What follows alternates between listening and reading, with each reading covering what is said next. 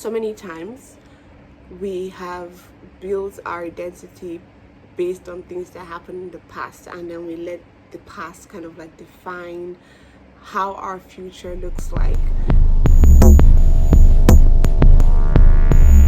There's this thing that happened to me once. I feel like I should share it.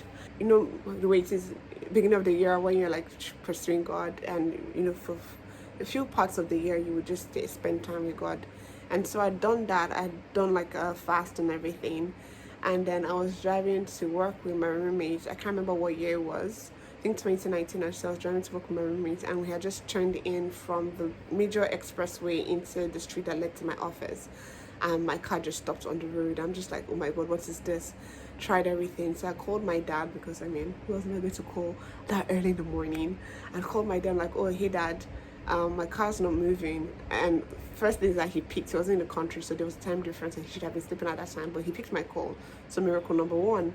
And I was like, hey dad, my car's not moving. And he was like, oh, try this, do that, do this. Nothing happened. So I was just like, okay. So I told her to come down from the car, so the car was already by one of the lanes, so we're just going to leave the car there, walk down to my office because it was a trackable distance, and come back for the car. And then would probably tow the car to the office and get someone to fix it. As soon as I came down from the car, one of my bosses just drove by, and he saw us and he stopped, like, oh, what happened? I was like, oh, the car just stopped moving. I was like, okay, he'll give us a ride. So we're about to go, and one guy who was standing by just said, like, why don't you tow your car? And I'm just like, oh, I don't have a towing code. I was like, I have a towing code. I'm just like, really? I was like, yeah, take it and bring it back. If you live in Lagos, that doesn't happen. Like, nobody's giving you no towing code for nothing. They don't know you, nothing, like, literally. So miracle number 3 happened. Miracle number 1, my dad picked. Miracle number 2, my boss passed by at the time. Miracle number 3, a stranger gave me a towing code. So I towed the car to the office, and I was really upset with God. I'm like, God, like, I have sat down, sick in your face for days, and you allow my car to break down. Like, that is the most unfair. I was just really upset. And that time I used to throw tantrums a lot. Like, if any small thing happened, I was going to heaven. I was like, God, this is not right. So I'd thrown tantrums, and I'd gone for prayer meeting that night. I just remember it was in my heart to give thanks for my car, for the miracles I'd seen so far. So I just like, okay, hey guys, I have testimonies. My car broke down today, and you know, I got someone to give me towing code and all of that, and you know, everybody clapped. That was good. Funny enough, during that whole week, I literally had people who would drop me and pick me up. Like, I did not suffer for not having a car that was available. So the next problem was like, I needed to fix this car. So my office people had brought some mechanics to help me check what was wrong with the car, and then they would check the car and they would look at me and they were like, they would shake their head. I was like, oh my God, what is wrong? So like, oh, my gearbox most likely was the issue, but they would check to confirm that it wasn't my gearbox, because that would be really expensive. And I was like, God, I need your help right now. Do not let my gearbox be spoiled. So during the course of the week, I'd heard a testimony about a church. They were praying, yeah. And one of the things the pastor had prayed for was like, if you had any appliance at home that was broken, it was going to be fixed.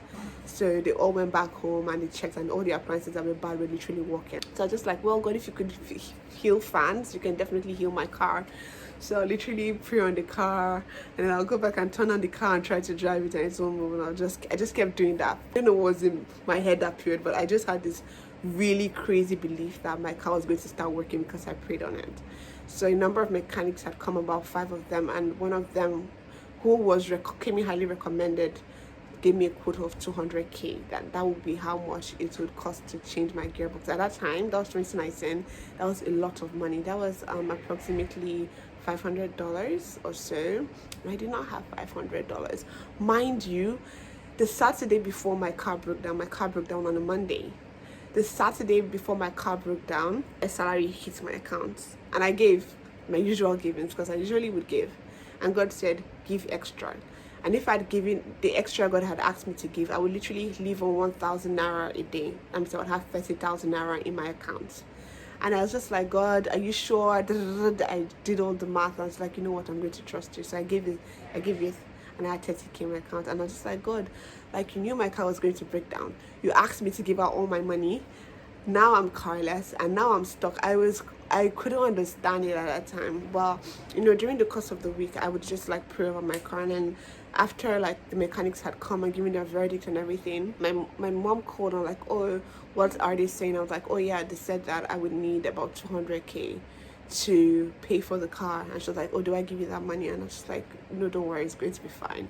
I just entered the bathroom, like, God, you know, my parents are retired, I should be the one paying for them. I don't want to receive money from them. So like, I don't know what's going to happen, but I really do need you to fix my car. Something along those lines.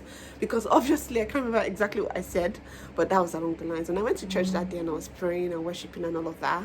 And then there was this beautiful lady I was sitting beside. I remember God said, if I asked you to do something, would you do it? Like, oh, if you help me, I'll do it. And he told me I should hold her hand and pray. I was just like, oh my God, I need to ask this woman to hold her hand. Like, how am I going to do this? I was like, oh. So I just like turned her like, oh my, can I hold your hand and pray with you? And she was like, yeah, sure. Which wasn't that hard. So I held her hand and I prayed with her, and I felt like God was saying some things over her. So I spoke this over her, and then she left before church ended, and she was like, oh, I heard about your car and I would like to give you something. And in my life, I think that was the first time a total stranger would literally offer to help me. And before, coming from a Nigerian home, when people all give you money, you're like, oh no, thank you. You're like, God bless you. But my pride, I did not have pride. I was just like, bruh, anything you can spare. Okay, that's not what I said. I was like, oh yeah, thank you so much. In my head, I was just like, even if this woman gives me 10,000 naira, that brings my bill back to 190, which is not bad. So she left before church ended, and as soon as we said the grace, literally, as soon as we said the grace, I just heard my phone ring, not ring, but I heard like a message came in, and I just got 200k literally to fix my car. I say all this to let you know that it's very important what you say and what you believe. We think a lot of things are harmless, but they are not. I also remember the first time that I went to I was about to say I remember the first time I went to uni, but here's what's crazy. I've been to uni once. I've been to uni just once. So let me rephrase that. I remember the time I went to uni, and you know how you're new in school and you're talking about lectures. So I was talking to one of my sister's friends who was in 200 level, and she was talking about one of the lecturers there who was really difficult, like almost people don't pass his course. And I just remember saying to myself in my heart, I literally said, the God who like gave David victory over Goliath can surely make sure that I pass my courses.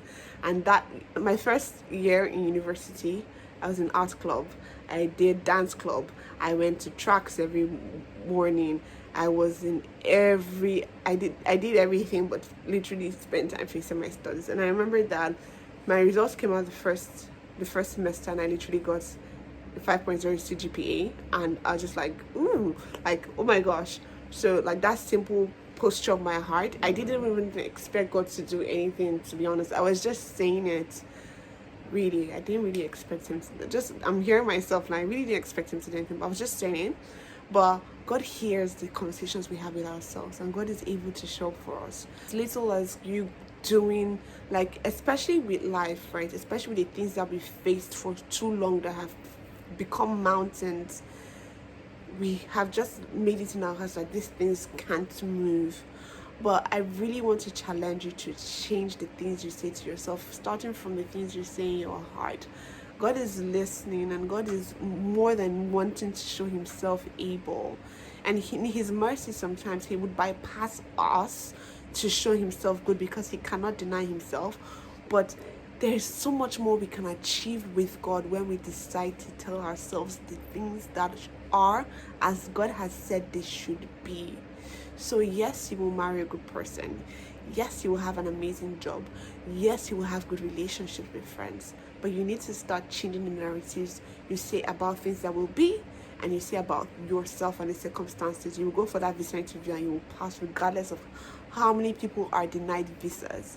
You need to stop letting the narratives that other people use to define their own success or define you be what you choose to believe. You need to stand and choose what your own story will be, and you need to stay there and believe, no matter how long it takes. Because sometimes time is the only difference between what we want and what we will receive. It's only the passage of a few more years or a few more months or whatever. But keep believing. So I hope this video helps you to know that everything you say literally has life, and you have power over yourself, over the way you see life, over the way you interpret what happens to you.